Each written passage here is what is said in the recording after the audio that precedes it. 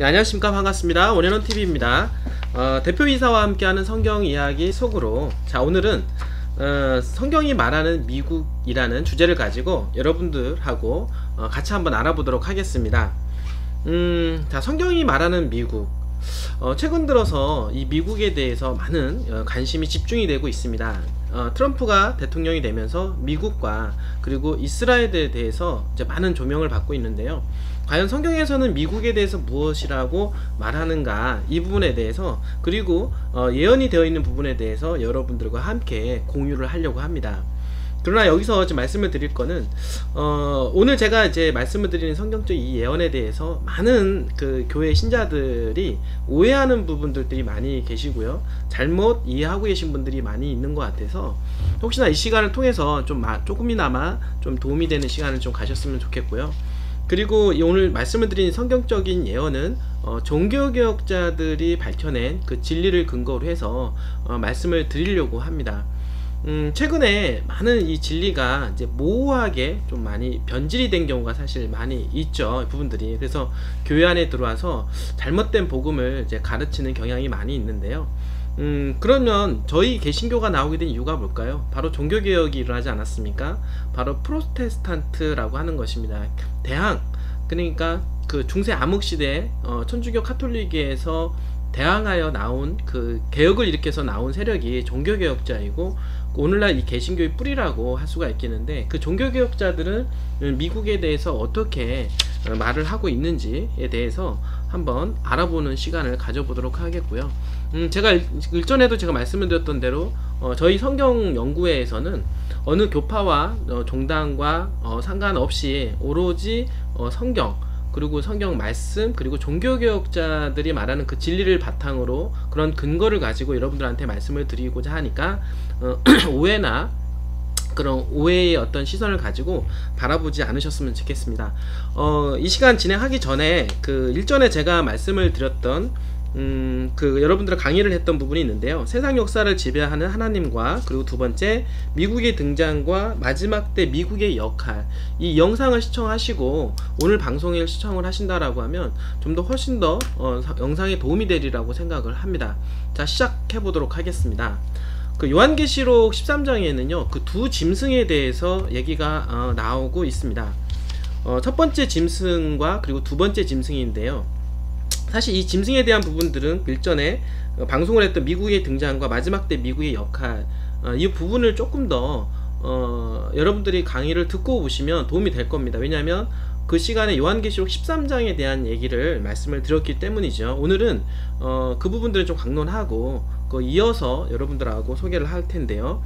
어쨌든 그 요한계시록 13장에 나오는 그 두 짐승은, 그 종교개혁자들은 첫 번째 짐승에 대해서는 교황권이다 라고 얘기를 하게 되었습니다. 그 이유가 뭐냐면 일전에 제가 방송을 했던 세상 역사를 지배하는 그 하나님에 있을 때 세상 역사에 대한 얘기를 할 때 짐승에 대한 얘기를 하게 되었는데요.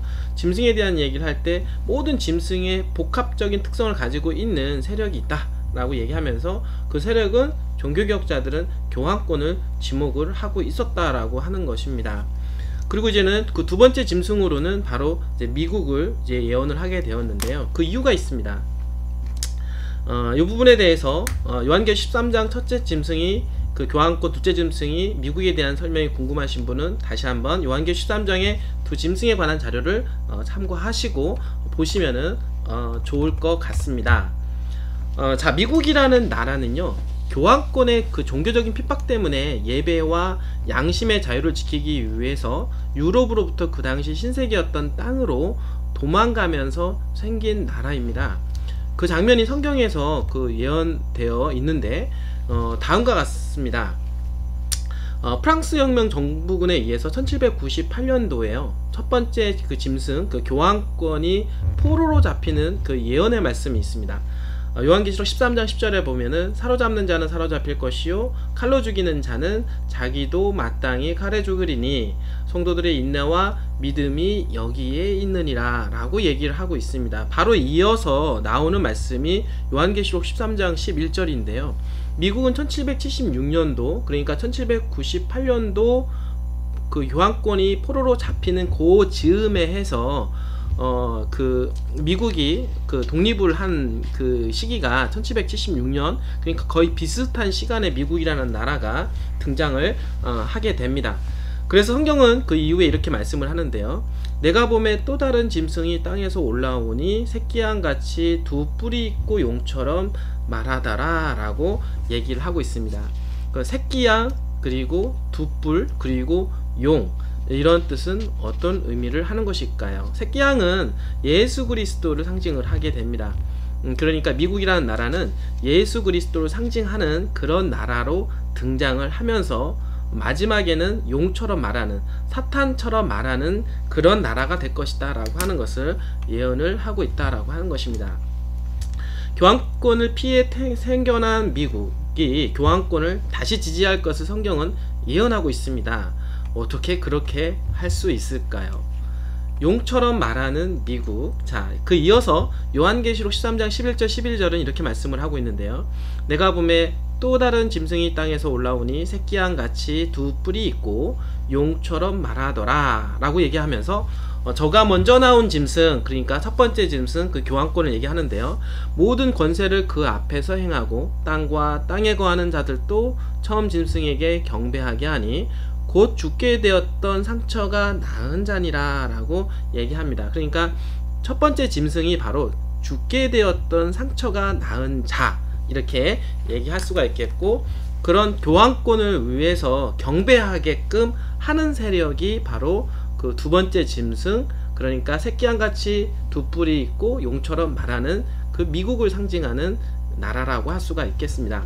상상하기 어려운 일인데요. 하나님의 예언은 미국이 사람들의 첫 번째 짐승, 즉 교황권에게 경배할 것을 강요하는 세력으로 둔갑하게 될 것이라고 말씀을 하고 있다라고 하는 것입니다. 그 성경 말씀은 다음과 같습니다. 짐승 앞에서 받은 바 이적을 행함으로 이 땅에 거하는 자들을 미혹하며 땅에 거하는 자들에게 이르기를 칼에 상하였다가 살아난 짐승을 위하여 우상을 만들라 하더라 라고 얘기하고 있습니다. 이 또한 마찬가지로 칼에 상하였다가, 그러니까 1798년도에 이 교황권, 이 교황은 칼에 상하게 됩니다. 그리고 다시 살아나게 되는데요. 그 1929년인가 1929년쯤에 해서 라테란 조약에 의해서 교황권은 다시 살아나게 된다라고 하는 것입니다. 저가 권세를 받아 그 짐승의 우상에게 생기를 주어 그 짐승의 우상으로 말하게 하고 또 짐승의 우상에게 경배하지 아니하는 자는 몇이든 다 죽게 하더라 라고 하고 있습니다. 저가 모든 자, 곧 작은 자나 큰 자나 부자나 빈궁한 자나 자유한 자나 종들로 그 오른손이나 이마에 표를 받게 하고 누구든지 이 표를 가진 자 외에는 매매를 못하니 하니 이 표는 곧 짐승의 이름이나 그 이름의 수라라고 얘기를 하고 있는데요. 여기서 등장하는 말들이 지금 오늘날 교회에 많이 화제가 되고 화두가 되는 말씀들이 많이 있습니다. 예를 들어서 뭐 짐승의 우상이라든지 뭐 짐승의 표, 그리고 그 이름의 수, 뭐 666, 뭐 이런 얘기들이 바로 이 말씀에서 나온다라고 보시면 됩니다. 그래서 많은 분들이 오늘날 교회 다니고 계신 분들이 짐승의 표 이런 부분들을 많이 얘기를 하고 있는데요. 뭐 베리칩이다, 예전에는 또 베리칩 이전에는 또 바코드다 라고 얘기를 한 적이 있었죠. 그러니까 시대에 따라서 계속 바뀌고 그 시대에 맞춰서 많은 교회에서는 목사님들이 설교를 하는 모습을 볼 수가 있겠는데요. 흔히들 오늘날 교회에서 알고 있는 거는 거의 대부분 한 90% 정도는 바코드 또는 베리칩으로 알고 있다라고 하는 것입니다. 그런데 종교개혁자들이 바로 바코드 또는 이러한 부분들을 베리칩이라고 했을까요? 글쎄요, 그때는 베리칩이 있었을까요? 그들은 바로 이 짐승의 표를 뭐라고 얘기를 했고 짐승의 우상을 뭐라고 얘기를 했을까요? 요한계시록 13장에서는 두 번째 나오는 그 짐승, 그 미국이 그 첫째 짐승을 경배하게 한다는 내용이 나오고 있는데요. 또한 두 번째 짐승은 첫째 짐승을 위해 우상을 만든다라고 얘기를 하고 있습니다. 자, 글쎄 우상을 만든다라는 것이 무슨 뜻일까요? 흔적력을 보게 되면 짐승을 위해 형상을 만들게 하더라 라고 되어 있는데요. 그 짐승을 위해 우상, 짐승을 위해 형상, 즉 이미지를 얘기를 하게 됩니다. 문자적으로는 우상을 만드는 것이 아니라 이미지를 만든다라는 뜻이죠. 즉 본을 뜬다라는 뜻이 됩니다. 다음 성경 구절을 보면 더 이해가 되는데요. 또 그가 그 짐승의 형상에게 생명을 줄 권능을 소유하여 그 짐승의 형상이 말도 하게 하고 그 짐승의 형상에게 경배하려 하지 아니하는 자들은 다 죽이게 하더라. 자, 위 성경 말씀은 무슨 뜻일까요? 그 짐승의 이미지 과연 무슨 뜻일까요? 다니엘서 3장에 느부갓네살 왕이 그 두라 평지에 금신상을 세운 것처럼 첫 번째 짐승인 교황권을 위하여 큰 우상을 세우고 경배하도록 강요한다는 뜻일까요? 그렇지는 않습니다. 성경 예언에서 짐승은 국가 또는 정치적인 세력을 상징합니다. 그 요한계시록 13장에 나오는 첫 번째 짐승은 교황권인데요. 첫 번째 정치적 능력을 가진 교황권입니다. 정치적인 세력이라는 뜻이죠. 중세기에 무력으로 성도들을 핍박한 능력을 소유했던 세력인 것입니다. 짐승의 이미지를 만든다는 것은요, 문자적으로 우상을 세운다라는 의미보다는 중세기의 교황권이 가졌던 성질의 세력을 교황권을 위하여 만들 것이라는 뜻입니다. 그러면 그 교황권이 가졌던 성질, 그건 무엇일까요? 교황권은 정치적인 성질을 가지고 있었다. 그러니까 종교적인 부분과 정치적인 성질을 가지고 있었다라고 하는 부분들을 우리는 생각을 해봐야 되는 것입니다. 자, 그러면 그 짐승의 이미지가 말하는 게 무슨 뜻일까요? 짐승의 이미지, 바로 중세기의 교황권이라고 이해하시면 좀 더 쉬울 것 같은데요. 그 성경 예언 속에서 짐승이 말한다라는 뜻은 국가가 말한다 혹은 정치적 세력이 말한다라는 뜻으로 이해할 수 있습니다. 그럼 국가는 법령을 통해서 말하죠. 그 느부갓네살 왕이 두라 평지에 금신상을 세우고 법령을 내렸습니다.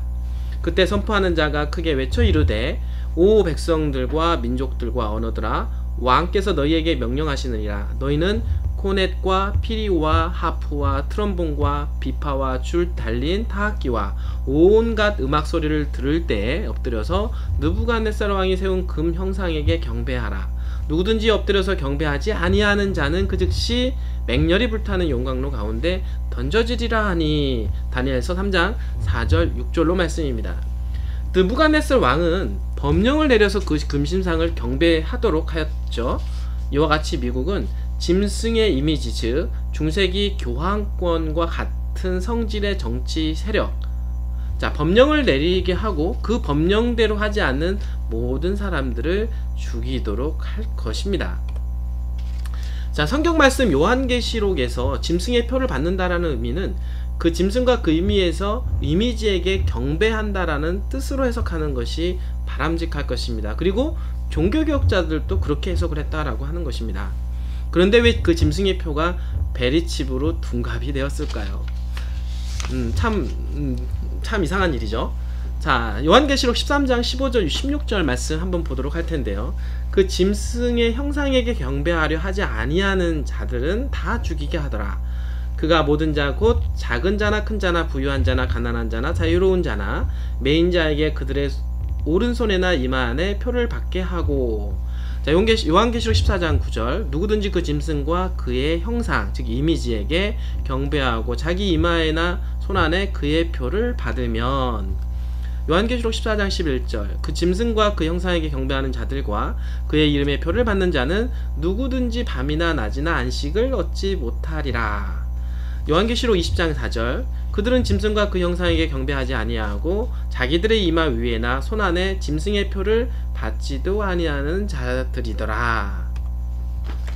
자, 중세 암흑시대의 교황권을 경배하는 방법은 그 바로 하나님의 말씀에 순종하기보다는 짐승인 교황권의 말에 순종하는 것이 바로 그 방법입니다. 이게 지금 나온 게 그 십계명이 그 성경에 나오는 십계명이 아니라 천주교 카톨릭 십계명을 제가 여러분들한테 보여드렸는데요. 그 네 번째 계명을 지금 여기 보면은 세 번째 계명을 보면은 주일을 거룩하게 지내라 라고 얘기를 하고 있는데요. 그 성경에 나오는 십계명은 안식일을 지켜라 라고 얘기를 하고 있는데 이 계명이 바뀌었다라고 하는 것입니다. 그리고 마지막 그 계명이 그 남의 아내를 탐내지 마라, 남의 재물을 탐내지 마라 라고 두 개의 계명으로 나누어지게 된 모습을 볼 수가 있겠는데요. 이것만 보더라도 천주교 십계명은 때와 즉 안식일을 주일로 그리고 법, 그러니까 십계명 자체를 변개를 해 놓았다라고 그 짐승은 말할 수가 있겠습니다. 교황권은 이미 하나님의 법과는 다른 천주 십계를 만들어 사람들을 오랫동안 기만해 왔습니다. 과거 1000년이 넘는 기간 동안 수많은 사람이 교황권이 변개한 법을 따라왔는데요. 그리고 오늘날 천주교회들은 다음과 같이 말을 하고 있습니다. 자, 천주교회는 예수 그리스도의 권위로 제7일 안식일 준수해서 예수님의 부활을 기념하는 주일에 쉬도록 바꿔놓았다. 그러므로 개신교회들이 일요일을 지키는 것은 천주교회에 대한 그들의 충성을 보이는 표가 된다라고 하고 있습니다.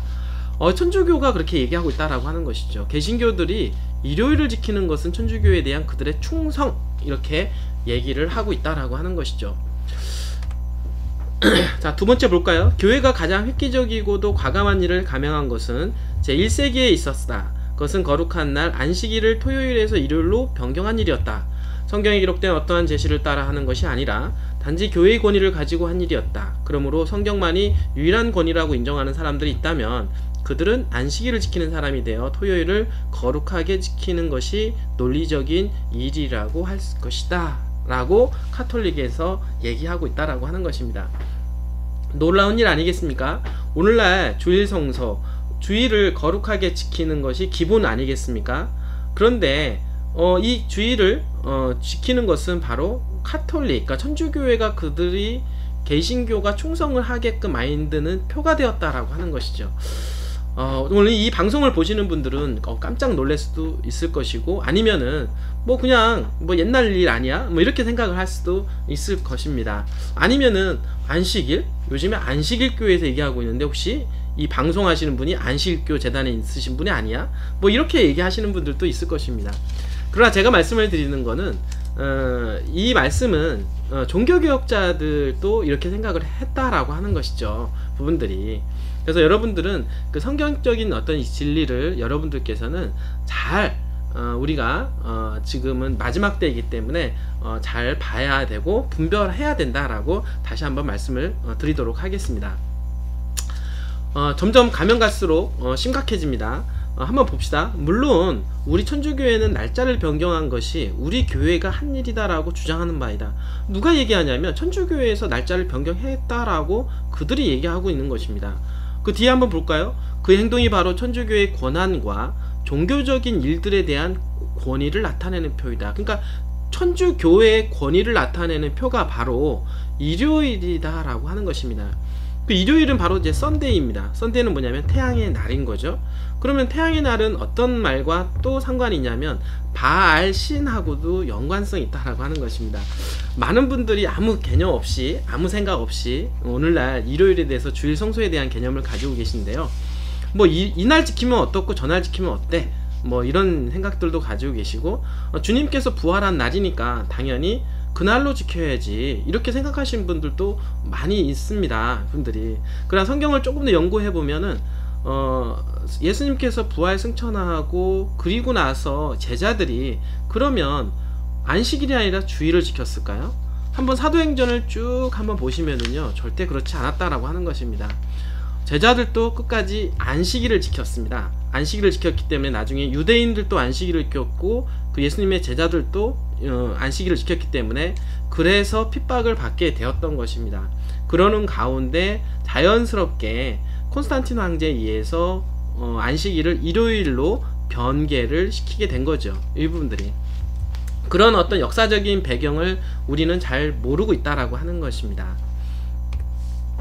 자, 위 글을 읽어보아서 우리는 짐승의 표에 대한 예언과 세력은 로마 교회의 교황권 세력을 말하고 있는 것을 확신할 수 있는데요. 그러므로 그 짐승의 세력, 곧 불법의 사람, 즉 적그리스도의 세력의 권위를 인정해주는 표는 그들이 세운 예배일에 순종하는 것, 바로 일요일인 것입니다.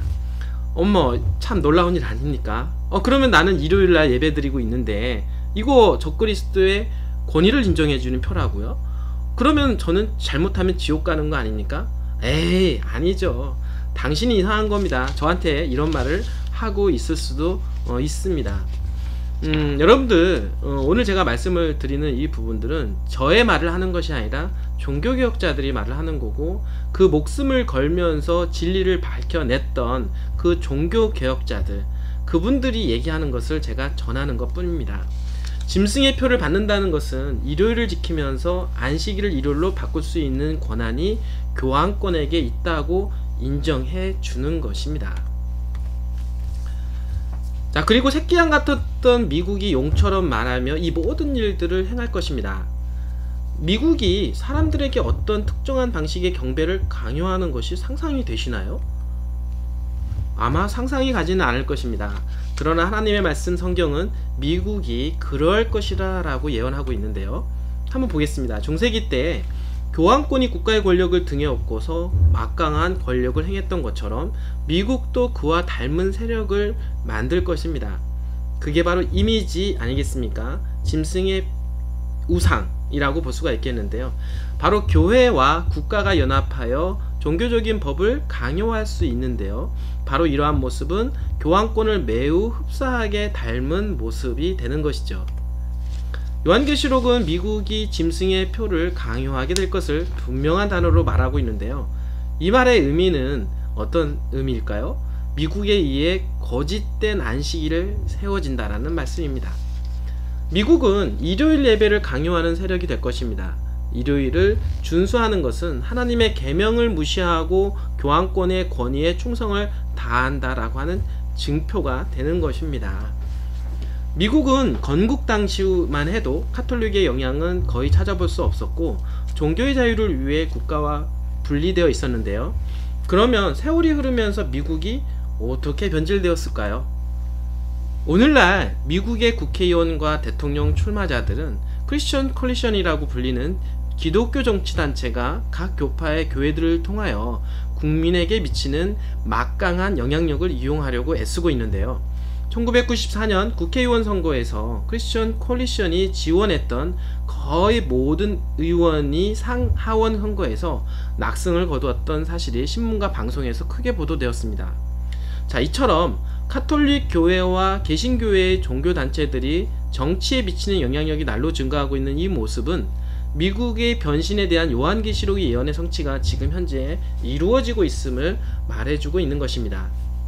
특히나 2016년 트럼프 대통령의 당선은 범기독교 연합 노선을 주장한 후보에 대한 크리스천 콜리션의 적극적인 지지에 미국의 대통령이 탄생할 수 있으면 어떤 영향력을 행사할 수 있는지 잘 보여줍니다. 자, 트럼프 대통령은 미국 대통령이 되면서 미국을 다시 위대하게 만들 것이라고 약속했는데요. 바로 그 방법은 기독교를 정치에 끌어들이는 것이라고 주장했습니다. 바로 이 로마 교황권이 로마라는 이 나라의 정치적 세력을 끌어들인 것처럼 말입니다. 트럼프는 다음과 같이 말을 했는데요.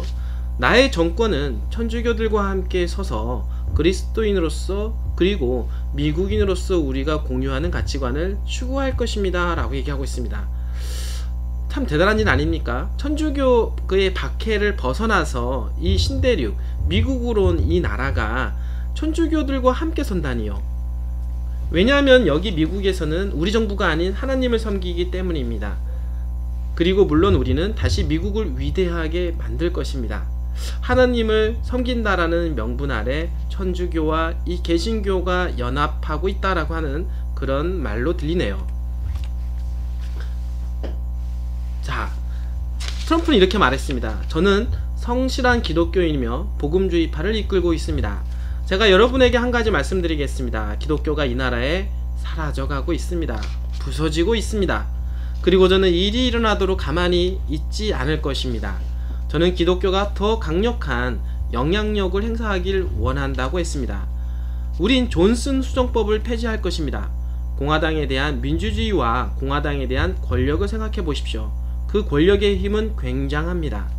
그래서 우리는 이 헌법 문제를 해결할 것입니다. 그리고 그 권력의 힘을 되찾을 것입니다. 자, 잠깐 여기서 존슨 수정헌법이 무엇인지 한번 알아보도록 할 텐데요. 자, 존슨 수정헌법은 세금 면제 혜택을 받고 있는 모든 비정부 기구가 그러니까 교회도 어떻게 보면 세금을 면제받고 있기 때문에 직접적 또는 간접적으로 특정 정치 후보의 선거 캠페인에 참여하는 것을 금지하는 법입니다.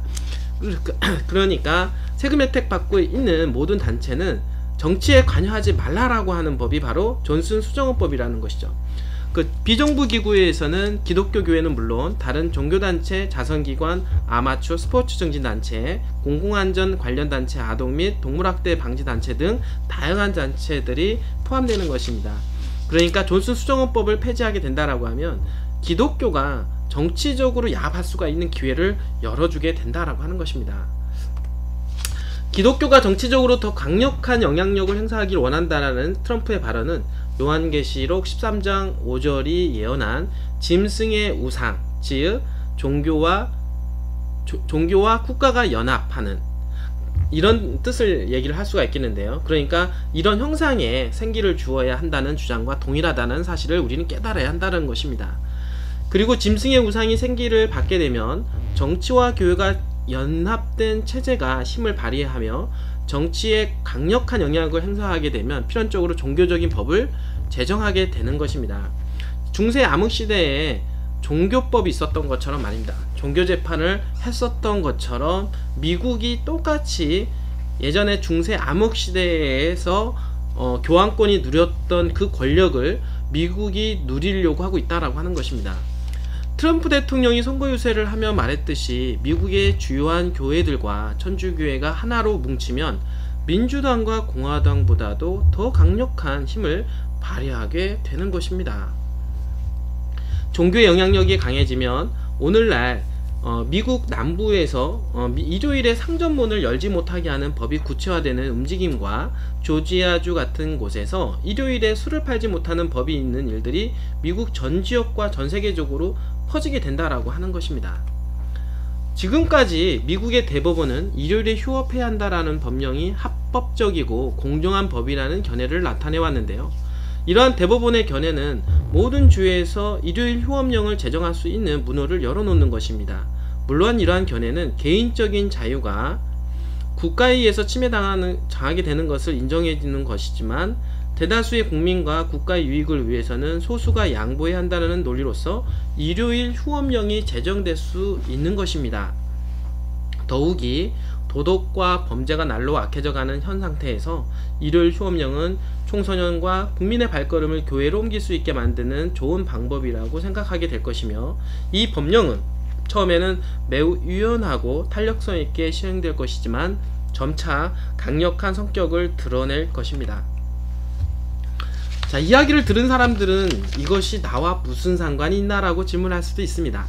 하지만 매우 상관이 있습니다. 이 세상에 살고 있다면 사탄과 하나님의 영적 대쟁투를 알아야 하는데요. 사탄은 그 마지막 시대인 오늘날을 위해 오랜 시간 준비해 왔습니다. 사탄은 교황권을 통하여 중세시대에 이미 때와 법을 변개했고, 자, 얘기는 뭐냐면 안식일 주일로 그리고 십계명 자체를 변개했다라고 하는 것이고, 온 세상을 기만 가운데로 몰고 갔습니다. 그러나 하나님께서는 예언을 통하여 사탄의 그런 계획을 폭로했으며 미국의 출현과 변심에 대한 예언을 주셔서 하나님의 성도들로 하여금 피할 길을 예비하여 주셨습니다. 역사를 통하여 사탄과 하나님 사이에 벌어졌던 대쟁투가 이제 마지막을 향해 가고 있는 것입니다. 종교통합운동에 의해서 모든 교단이 진리를 타협하면서 하나로 뭉치고 있는데요. 뭉쳐진 교단들 사이에서는 하나님의 거룩한 안식일에 대한 불순종이 대수롭지 않은 문제로 간주되고 있습니다. 그러나 또한 무리가 모이고 있는데요. 그들은 하나님의 계명과 예수의 믿음을 지키는 자들로서 구별되고 있는 하나님의 참 백성들인 것입니다. 각 사람은 하나님의 명령과 사람의 전통 중에서 하나를 선택해야 될 것입니다. 하나님의 안식일을 지킴으로써 하나님의 인을 받든지, 짐승이 만들어 놓은 거짓 안식일을 지킴으로써 짐승의 표를 받든지를 결정해야 하는 것이죠. 요한계시록이 제시하고 있는 마지막 투쟁은 짐승의 표를 받는 자들과 하나님의 계명을 지키는 자들 사이에 벌어지는 것이라는 사실을 잊지 말아야 할 것입니다. 지금은 이 문제를 깊이 생각하고 결정해야 될 것입니다. 요한계시록 22장 14절에는 이런 말씀이 나오는데요. 그의 계명을 지키는 자들은 복이 있다라고 합니다. 요한계시록은 성경의 마지막 책인데요. 여기서 뭐라고 하냐면 계명, 즉 십계명을 얘기하는 것입니다. 그 십계명 안에는 안식일이라는 얘기가 나와 있고, 그러나 안식일을 일요일날로 변경을 해 놓은 세상이 오늘이라고 하는 것입니다. 오늘날이라고 하는 것입니다. 그러므로 많은 사람들이 계명을 지킨다라고 하지만 계명을 지키고 있는 것이 아닌다라고 하는 것입니다. 이는 저희와 생명나무에 나아가며 문을 통하여 성에 들어갈 권세를 얻으려 함이로다 라고 하고 있습니다. 성경은 계명을 지키는 자들이 복이 있다라고 말을 하고 있다라고 하는 것이죠. 자, 오늘 여러분들하고 이렇게 미국의 출현에 대해서 이제 알아보게 되었는데요. 사실 오늘 이 방송을 보면서 이 방송 가짜야, 잘못된 거야, 이거 이단 아니야, 이런 관점으로 성경을 볼 수도 있겠습니다, 분들이. 왜냐하면 오늘날 많은 교회에서 잘못된 인식을 가지고 있기 때문이죠. 미국에 대해서, 그리고 트럼프에 대해서, 트럼프는 심지어 메데페르시아의 고레스로 생각을 하고 있습니다. 그리고 현재 지금 이스라엘과 연결을 시켜서 마지막 때를 준비해야 된다라고 많은 사람들이 생각을 하고 있는데요. 그러나 성경은 마지막 미국에 대한 출현과 미국에 대한 예언을 그렇게 해석하지 않고 있다라고 하는 것입니다.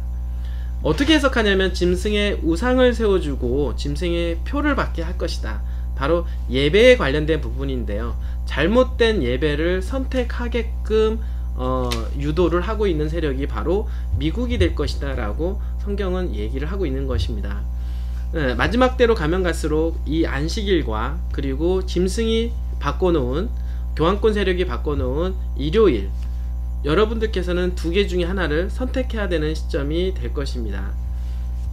안식일이냐, 하나님이 만들어 놓으신 안식일이냐, 아니면 교회의 전통에 의해서 만들어 놓은, 인간이 만들어 놓은 일요일이냐, 과연 여러분께서는 어떤 것을 선택하겠습니까? 여러분들 끝까지 시청해 주셔서 진심으로 감사드립니다.